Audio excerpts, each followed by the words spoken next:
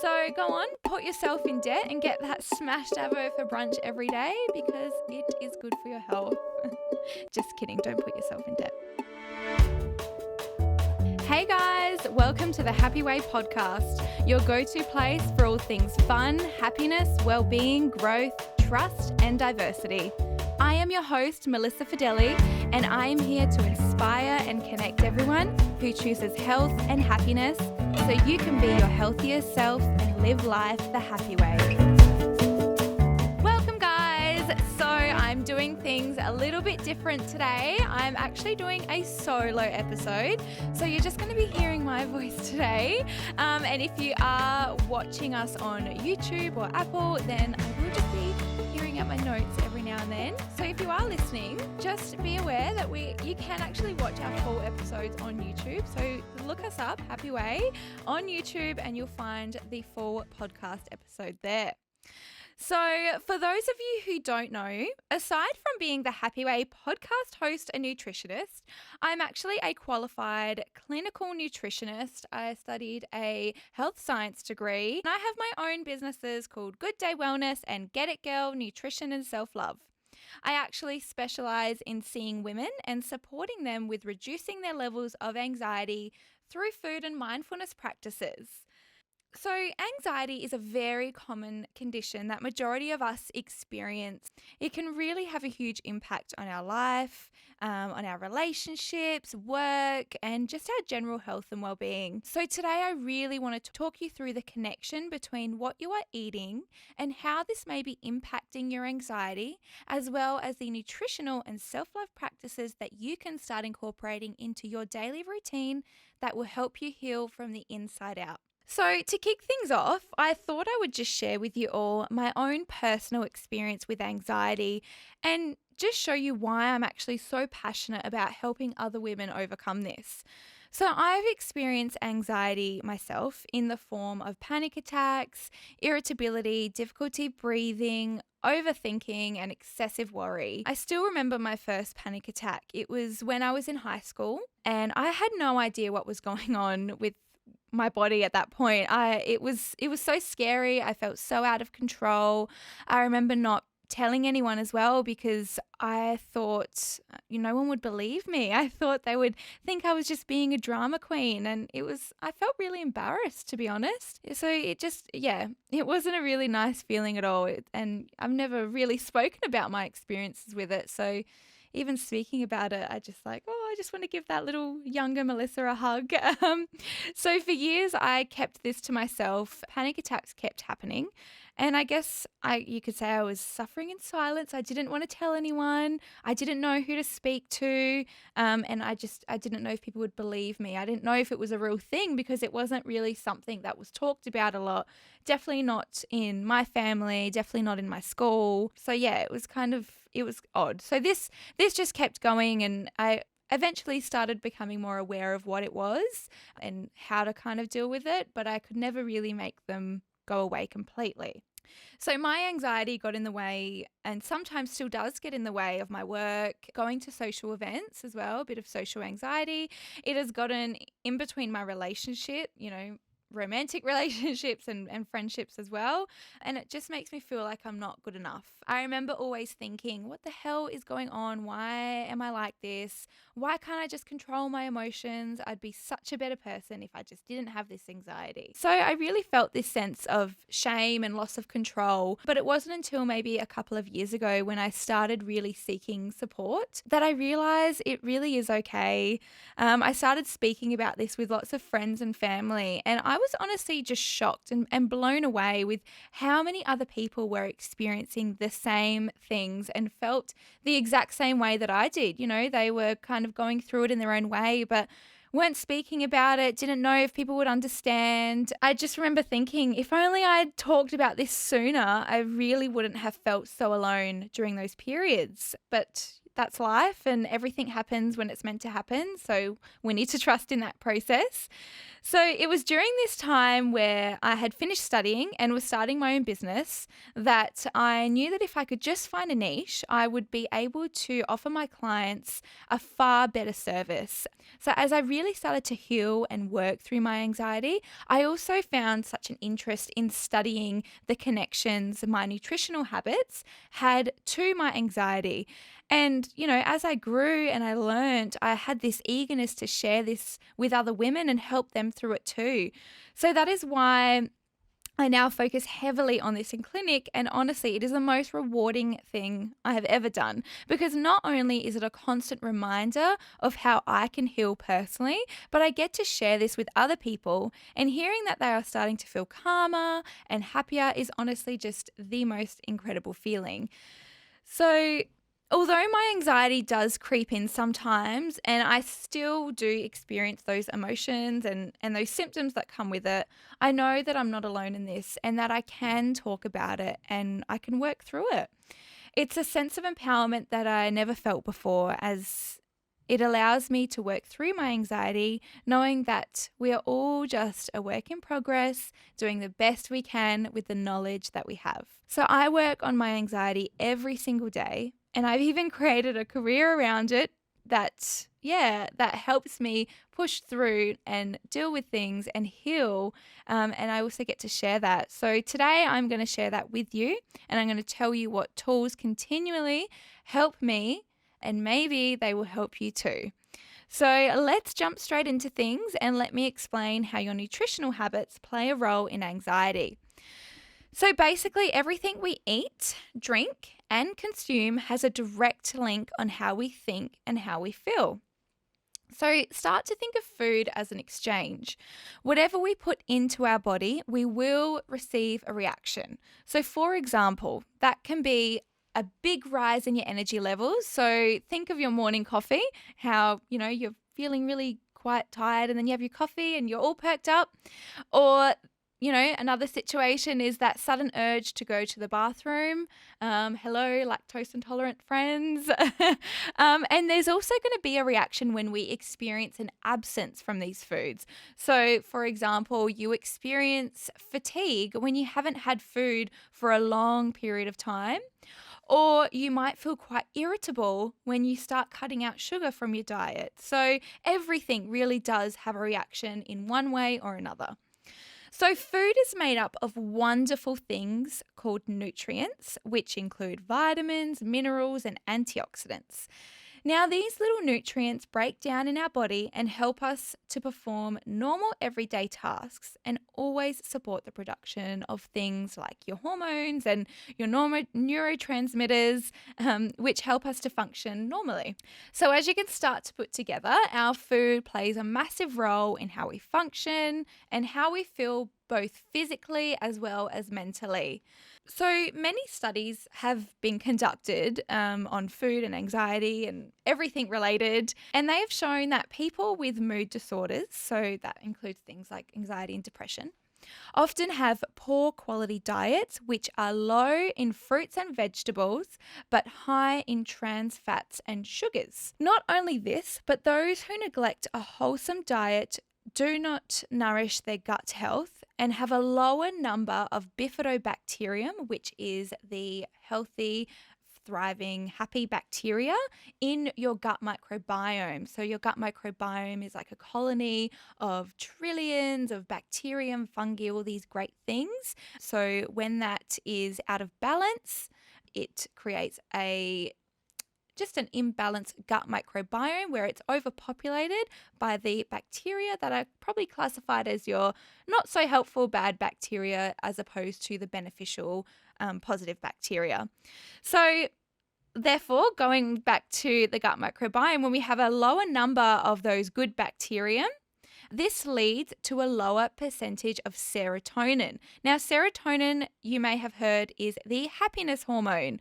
So these low numbers of beneficial bacteria in the gut have been linked to causing several mental illnesses, including depression and anxiety. So as you can see, when we are not nourishing our body, our mind, as well as our gut health, this has direct links back to our mental health and can cause anxiety.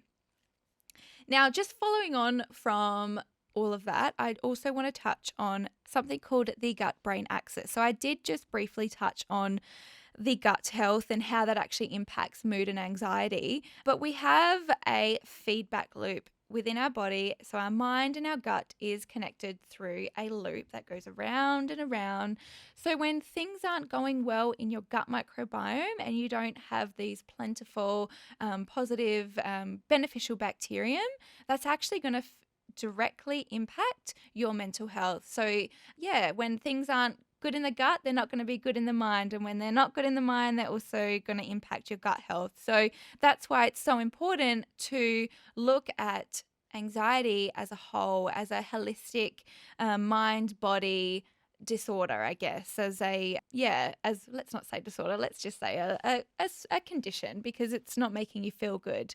So now that we are aware of how foods directly impact and cause anxiety, I want to share my top nutritional tips and foods to consume daily and what you should limit to help you on your way to reducing your anxiety. It has been studied that pro-inflammatory cytokines play a role in the development of anxiety and depression. So many things can cause inflammation, but diet plays a huge role in this process. So your first step here is to really reduce your intake of pro-inflammatory foods.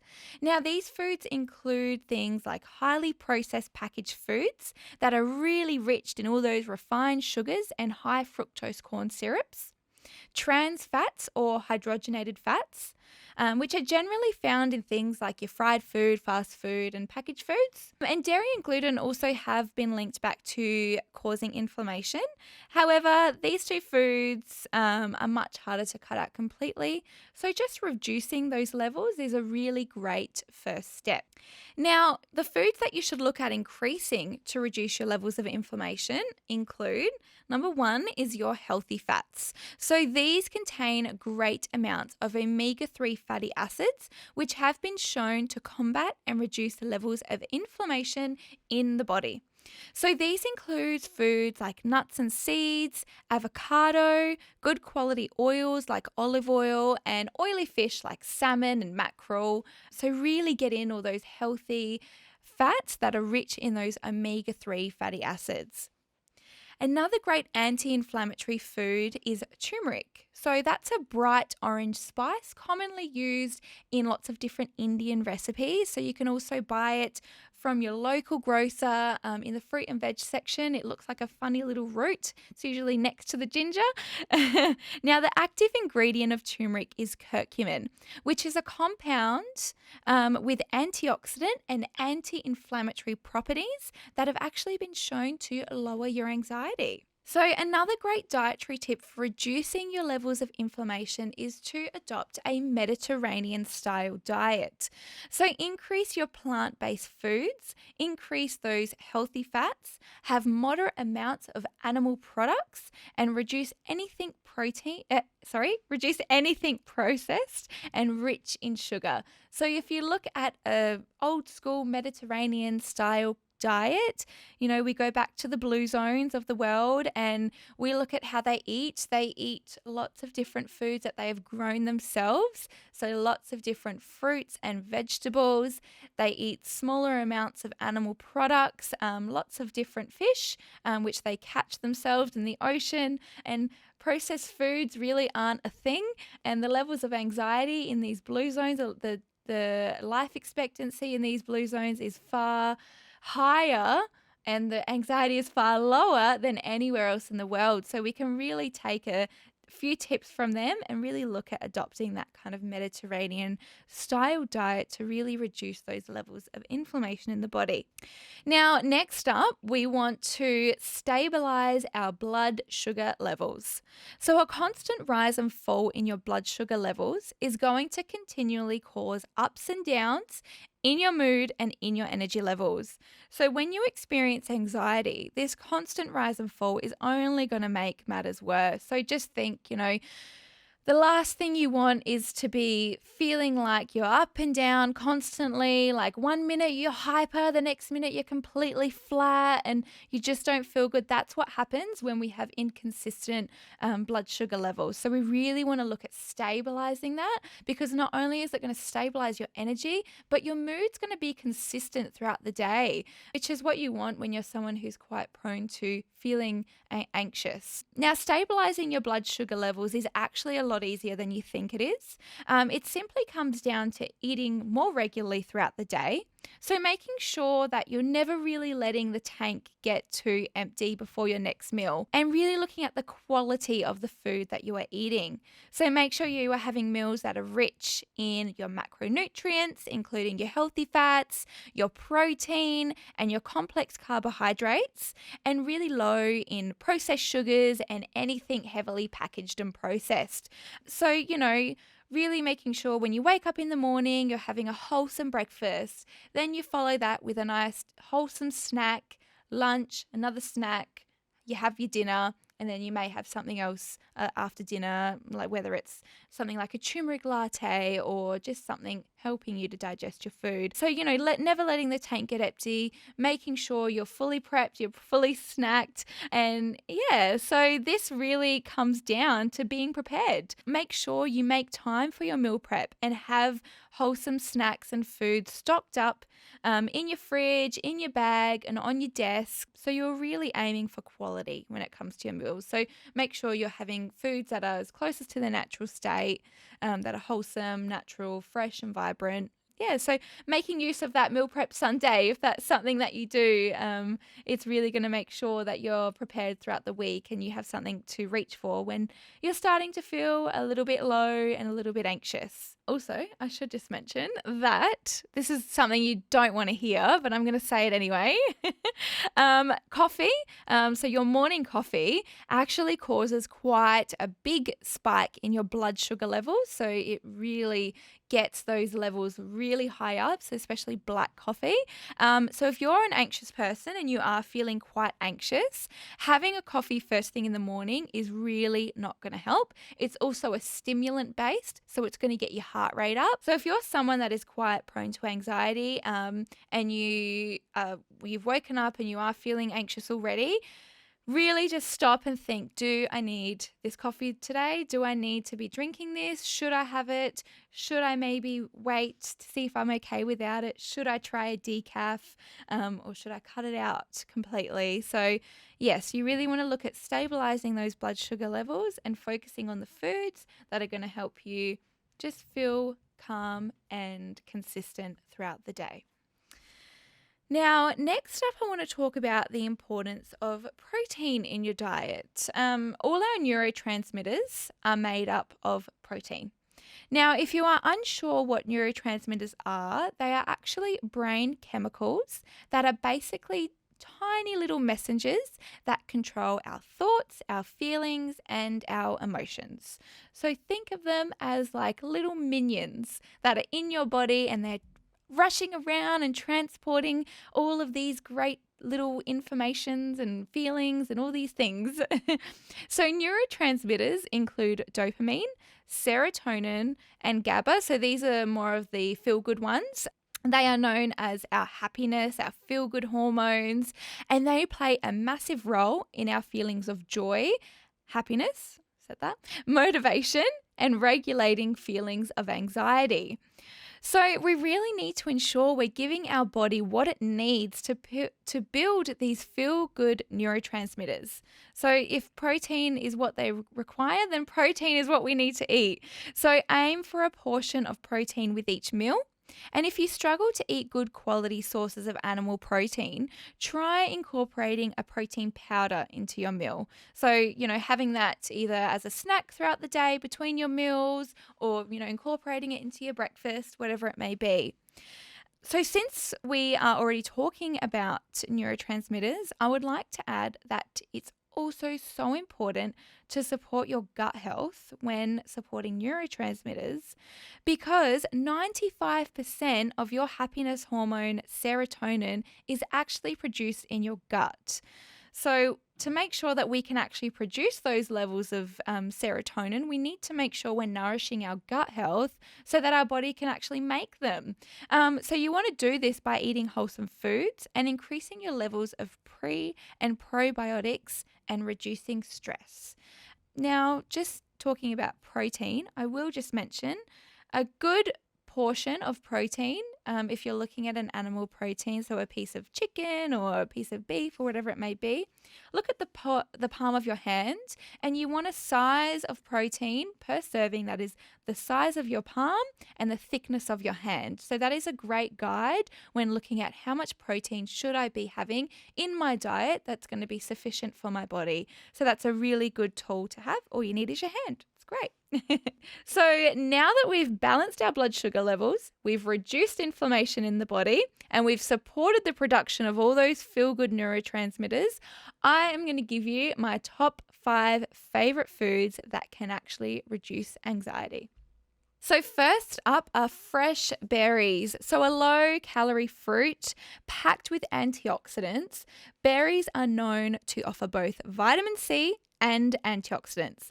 So when we're anxious, our body actually craves a lot more vitamin C and antioxidants than it normally would, to help protect our body against this oxidative stress. So berries are something you can purchase all year round, and they are super versatile to use. So a great little serving suggestion would be, this is how I love to have my berries, is your afternoon snack or your morning tea, a bowl of fresh strawberries with a dollop of almond butter, because you're not just getting all that vitamin C, all those antioxidants and minerals from the strawberry, but you're also getting those healthy fats, which we spoke about earlier, being so important to stabilize your mood. So that is a great anti-anxiety little snack to have in your day. Now, the next food is one that you're all going to love to hear, and it's one of my favorites. It's our good friend, dark chocolate. So eating dark chocolate can help in relieving anxiety and calming down symptoms of depression because it's rich in phenylalanine, which is a neuromodulator that helps in mood regulation. It also contains a good amount of magnesium, which has been shown to calm the nervous system. Now, when shopping for your dark chocolate, you want to be looking for good quality dark chocolate, and a good general rule is to look for anything that is above 70% cacao. So that's a great little snack to have if you want to have a couple little cubes after dinner or, after your lunch. It's a great little way to get those great antioxidants and magnesium into your body. So next up, we've got Brazil nuts. So Brazil nuts are rich in an antioxidant called selenium, and just 4 Brazil nuts a day is actually going to help you reach your required intake of selenium. So that's all you need, 4 Brazil nuts, super easy. So getting adequate amounts of selenium has shown to play a role in regulating mood by reducing inflammation, which, as we just discussed, is elevated when experiencing anxiety. And I like to add 4 Brazil nuts into a smoothie, but you can also just have them on their own. They are super delicious, and you can pop them into granolas or just have them in a little trail mix that you can make yourself. So number 4 is my favorite source of fat, which is avocado. So this versatile healthy fat is a delicious superfood when it comes to boosting mood. It contains a whole range of things. So tryptophan is what is needed to create serotonin, our happiness hormone. It contains folate, omega-3 fatty acids, and it is full of B vitamins, which all of these things are tied to stress and anxiety reduction. So it really is a superfood. It does so many great things. The best thing about avocado is all the ways that you can use it, and how easy it is. So I love to add it into smoothies. I often swap out my banana for avocado. You can have it on toast. You can add it into salads. What's not to love? It's so good. So go on, put yourself in debt and get that smashed avo for brunch every day because it is good for your health. Just kidding. Don't put yourself in debt, but do get the Avo. And last but not least is rolled oats, the perfect breakfast option. So oats contain a whole range of B vitamins, they contain magnesium, and they contain a great amount of fiber. Each of these nutrients are extremely important in reducing anxiety. They calm the body and the mind, and that fiber also really supports a healthy digestive system and will support your gut as well. So it's kind of like an all-rounder when it comes to anxiety prevention. So if you can do one thing after listening to this podcast, it should be to start incorporating at least one or all of these foods into your meal plan daily. So now I've briefly explained the foods that are not as great for us in terms of anxiety throughout this episode, but I will just touch on them again. So basically, you want to really reduce your intake of anything that is highly processed, foods that are super rich in sugar, your trans fats, so all those unhealthy fast food fats, caffeine, alcohol is another real big one, artificial colors, sweeteners, and preservatives. So this includes things that may be hidden in food. So really start to turn your packaged food around, look at what's on the label. If there's lots of different numbers and lots of words you can't pronounce, put it back on the shelf, because that means it's got a lot of different preservatives and artificial crap in there. So get back to basics, and also just look at reducing your daily intake of dairy and gluten. Now, that's not to say you can never have any of these foods, because at the end of the day, all these foods are super delicious and they're great and we all eat them, and we are going to have moments where we want to eat them, and that is totally fine. But what I'm trying to do here is just help you identify the foods that are going to really nourish your body and the ones that you should look at having most of the time. These other foods are still great, but they should be looked at having occasionally, every now and then. So becoming aware of what foods can support you and what foods may be limiting you is a super powerful tool and can really help you to make informed choices that can help you reduce your anxiety. I think knowledge is power. So being able to identify the differences between what's going to make me feel good and maybe what makes me feel a little bit more sluggish is super powerful. There is no such thing as good and bad foods, but every single food, like I said at the start of this episode, is going to have an exchange, and you want to be able to identify the exchange that is good for you, that makes you feel good and nourished and healthy. So they're the foods you want to have in your diet most of the time, a majority of the time, and the others are just occasional every now and then.